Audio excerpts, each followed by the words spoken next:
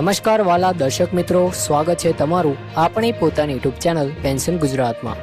તો મિત્રો, જો તમે પણ ગુજરાત રાજ્યના પેન્શનર છો, નિવૃત્ત કર્મચારી છો, ફેમિલી પેન્શનર છો અથવા તમારા ઘરમાં કોઈ વડીલ પેન્શન મેળવે છે, તો આજનો આ વિડીયો તમારા માટે ખૂબ જ મહત્વનો અને ઉપયોગી સાબિત થવાનો છે। કેમ કે આજ રોજ તારીખ 28 મે 2026ના રોજ પેન્શનરો માટે એક એવો મહત્વનો નિર્ણય લેવામાં આવ્યો છે જેનાથી લાખો પેન્શનરોને સીધો લાભ મળવાનો છે। મિત્રો, વર્ષોથી પેન્શનરો જે મુશ્કેલીઓનો સામનો કરતા હતા, ખાસ કરીને પેન્શન સ્લીપ સમયસર ન મળવી, કપાતની માહિતી ન મળવી, બેંકમાં વારંવાર ચક્કર મારવા પડતા હોવા જેવી સમસ્યાઓ હવે ધીમે ધીમે દૂર થવા જઈ રહી છે। અને સૌથી મોટી વાત એ છે કે હવે પેન્શનરોને તેમની પેન્શન સ્લીપ સીધી તેમના મોબાઈલમાં વોટ્સએપ, SMS અથવા ઈમેલ દ્વારા મોકલવામાં આવશે। એટલે હવે ઘરે બેઠા દરેક માહિતી મળી જશે।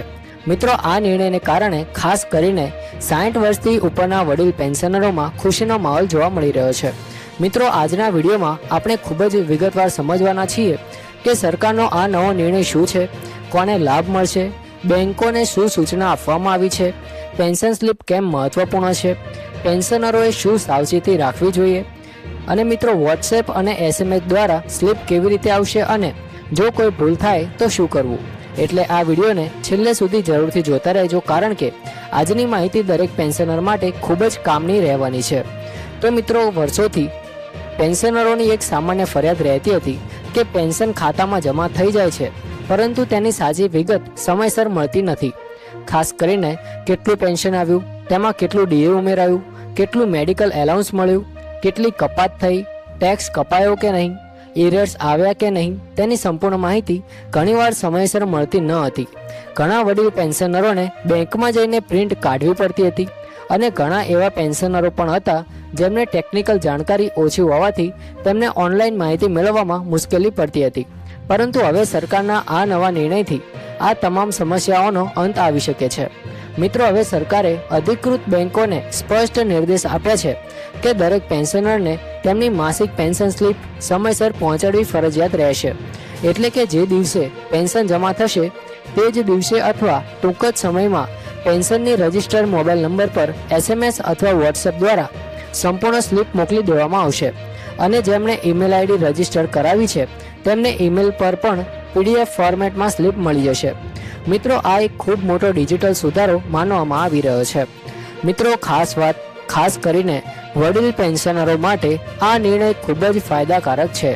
ઘણીવાર એવું બનતું હતું કે પેન્શનમાં કોઈ કપાત થઈ જાય અને પેન્શનરને ખબર જ ન પડે, પછી મહિના પછી ખબર પડે કે કોઈ ટેકનિકલ ભૂલ થઈ હતી અથવા કોઈ સુધારો લાગુ થયો હતો। પરંતુ હવે દરેક વિગતો મોબાઈલમાં જ આવી જશે, એટલે પારદર્શિતા વધશે અને પેન્શનરોનો વિશ્વાસ પણ મજબૂત બનશે।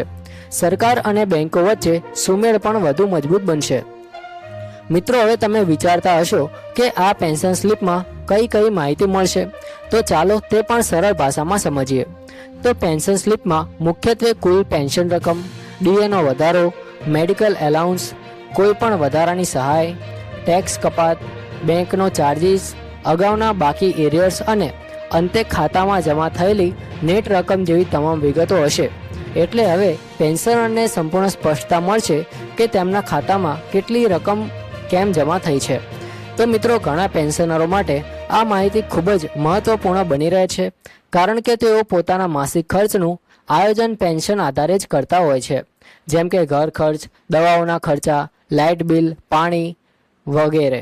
જો પેન્શનમાં કોઈ ઘટાડો થાય અથવા કપાત થાય તો તેમને તરત જ ખબર પડી જશે અને તેઓ સમયસર બેંક અથવા સંબંધિત કચેરીનો સંપર્ક કરી શકે છે।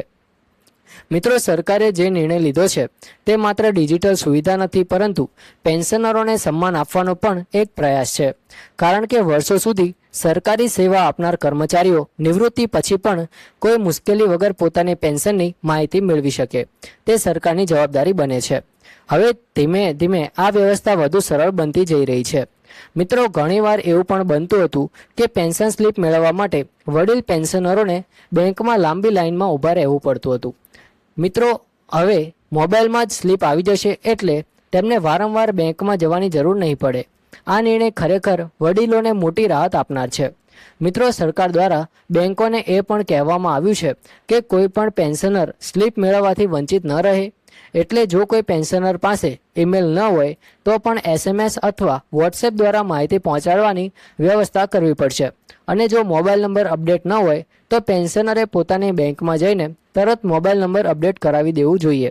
મિત્રો, આજના સમયમાં ડિજિટલ સુવિધાઓ વધી રહી છે, પરંતુ ઘણા વડીલ નાગરિકો હજી પણ ટેકનિકલ બાબતોમાં થોડા અચકાતા હોય છે.